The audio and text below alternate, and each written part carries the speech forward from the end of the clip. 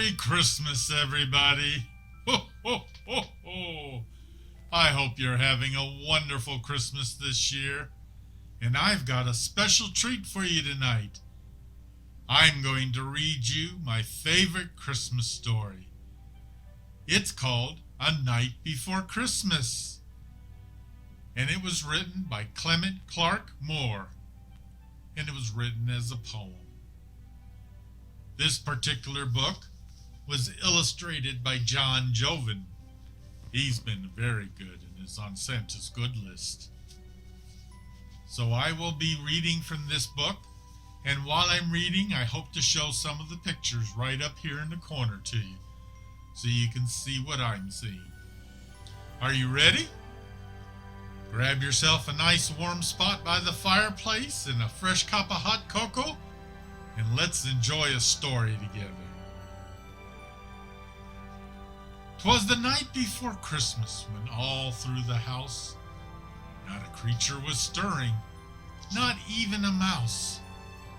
The stockings were hung by the chimney with care, in hopes that St. Nicholas soon would be there. The children were nestled all snug in their beds, while visions of sugar plums danced through their heads. And Mama in her kerchief, and I in my cap, had just settled down for a long winter's nap. When out on the lawn there arose such a clatter, I sprang from the bed to see what was the matter. Away to the window I flew like a flash, tore open the shutters, and threw up the sash. The moon on the breast of the new fallen snow gave the luster of midday to objects below. When what to my wondering eye should appear but a miniature sleigh and 8 tiny reindeer, with a little old driver so lively and quick, I knew in a moment it must be St. Nick. More rapid than eagles his coursers they came, and he whistled and shouted and called them by name.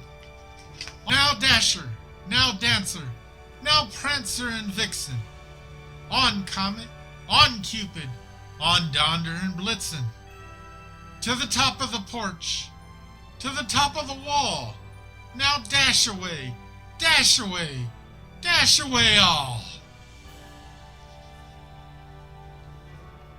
So up to the housetop the coursers they flew, with the sleigh full of toys, and St. Nicholas too. And then in a twinkling I heard on the roof the prancing and pawing of each little hoof. As I drew in my head and was turning around, down the chimney St. Nicholas came with a bound.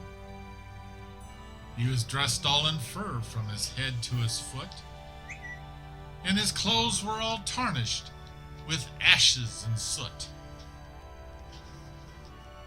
A bundle of toys he had flung on his back, and he looked like a peddler just opening his sack. His eyes, how they twinkled, his dimples, how merry. His cheeks were like roses, his nose like a cherry. His droll little mouth was drawn up like a bow, and the beard of his chin was as wide as the snow. The stump of a pipe he held tight in his teeth, and the smoke it encircled his head like a wreath. He had a broad face and a little round belly that shook when he laughed like a bowl full of jelly. Ho, ho, ho, ho. He was chubby and plump, a right jolly old elf, and I laughed when I saw him in spite of myself. A wink of his eye and a twist of his head soon gave me to know I had nothing to dread.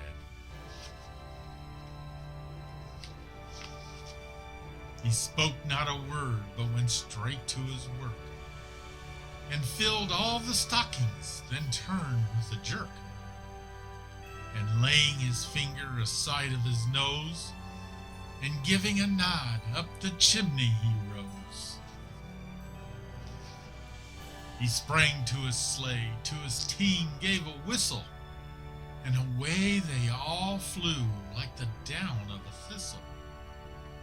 But I heard him exclaim ere he drove out of sight, "Merry Christmas to all, and to all a good night." Well, I hope you enjoyed that story as much as I did. And I hope this year for Christmas you've been working very hard to be good.